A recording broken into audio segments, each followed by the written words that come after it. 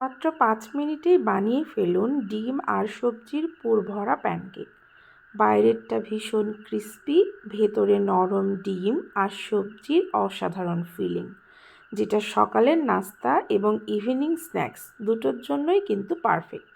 তাহলে চলুন বেশি বকবক না করে আমরা রেসিপিটা শুরু করি।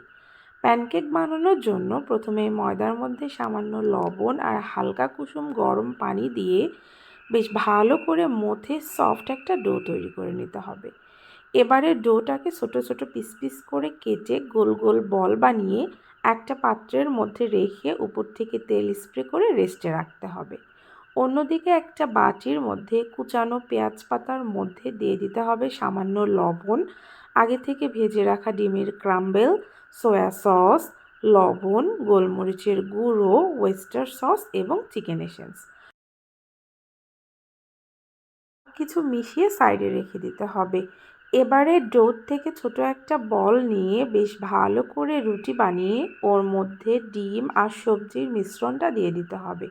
এবারে চারপাশ থেকে রুটিটাকে তুলে ভালো করে মুখ মেরে দিতে হবে, যাতে সবজিগুলো বাইরে বেরিয়ে না আসে, অনেকটা ওই মোগলাইয়ের মতো।